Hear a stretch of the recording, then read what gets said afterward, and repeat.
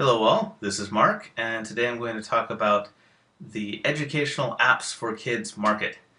Um, I've got quite a bit of experience in this since before I ran a cram school in Taiwan for children who are learning English, and now I'm working at a startup for educational apps for kids on the iPhone and iPad. So, needless to say, I've gone over hundreds of apps, and I've worked with developers to improve their apps.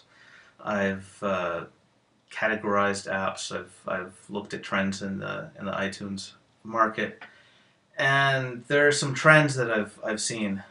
There's some areas where there are a whole bunch of developers making apps, and there may not be that much demand for those apps. And there are also some areas that are underserved from an educational standpoint, and I'm pretty sure that those would be great areas for a developer to go into since parents are, well, basically, people are willing to pay quite a bit more to buy apps for their children's education than they are for their own fun. I mean, I'm pretty stingy about apps. Usually I get the free ones or I find another tool. And most of my friends are the same. But my friends who have children are more than willing to set aside, X number of dollars a week for apps for their kids. And the more of those apps that are educational, the better. So, first of all, I would say no more ABC apps. I know they're easy to make, and it seems like a lot of people will want to learn or they'll want something to help their kids learn their ABCs, and that's true. But there are already a billion of those out there. Like seriously, like unless your ABC app is really catchy or has something really special about it, it's probably not even going to get noticed. I mean, if you just go to the iTunes store and search for ABC or Learn ABC, you'll see tons and tons of apps, and most of them have most of the ones that show up on the front page will have really high production values, and it's not what I would recommend to start with. Another area, which may be because I've been living in East Asia for a long time and a lot of my contacts are here, but another area that looks flooded is Learn Chinese apps, for children or for adults, actually. I don't know why, but it seems like there are way, way more people making apps to teach people Chinese than to teach people French or Spanish or German or anything else. And I would say if you want to do a basic flashcard app or a basic, learn the animals app, do it for German or Hindi or anything else. Just not Chinese, and also of course English is extremely competitive.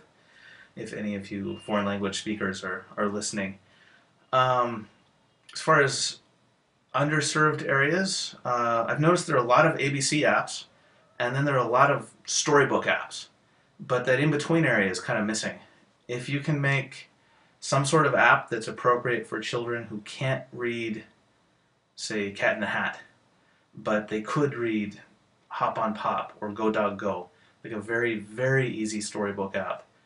Um, Something, maybe even something where you can click on things and it'll help you read them out. Some sort of app that's helps with phonics. Maybe not a spelling app. I mean, no kid's gonna have fun just being tested on flashcards. But if you have a way to make it fun for kids to recognize that IGH is a long I sound or something like that. Kind of actually back to Dr. Seuss again, kind of like Hop on Pop. The page where it's like night, fight, we fight all night, that kind of thing.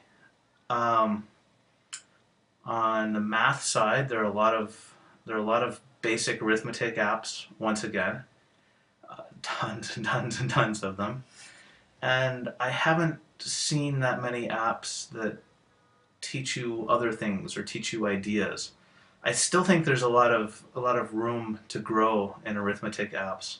If you have a good presentation like Space Math that I reviewed earlier, or if you have a way to make the math fun for children, then there's a lot you can do with that.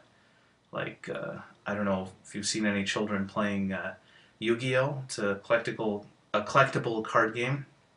And unlike Magic the Gathering, it's got big numbers and everything. It's aimed at littler kids and it's got bigger numbers. I have personally seen children who were struggling with math and terrible at it when they're 6 or 7 years old get into Yu-Gi-Oh over the summer and then come back and be awesome at all kinds of things they couldn't do before because they spent hours thinking about it, playing it. Uh, that's obviously a lot of work to do, and it's harder to make an app that's really fun, but there's a lot of value in it.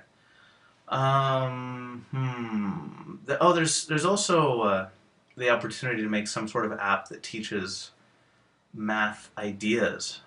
Something that's not just can you multiply two numbers? Can you multiply bigger numbers? How about even bigger numbers than that? How about with a decimal point? You could do some kind of app that teaches things like absolute value or negative numbers. Um, what else? Geometry. Actually, geometry apps would be a great idea. I don't think I've seen a single one of those. Once again, it's probably more work than doing an arithmetic app.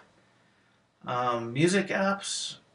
There's some that are okay, like sing along apps, and a lot of the rhythm apps meant for adults are actually great for kids. In general, I think those are great, and if you can find a way to use apps that kids play with, all the better. There's probably space for a fun app to be made, teaching children to recognize different intervals, like their fifths and their major thirds and their minor thirds and so forth, and put it in songs that they know. Um, any sort of KTV style app is awesome, of course, but there are licensing concerns, so that might not work for an indie developer. In general, I guess I would say if you see lots and lots of high quality apps of a certain type, you don't want to make the same app unless it's just for your own practice. But if you or any of your friends' children have something that you wish you had, uh, or something the parents wish that they could give their children to teach them whatever subject, then that would be a great place to start looking. That's really it for today. Good luck with the app development, and what you guys are doing is awesome.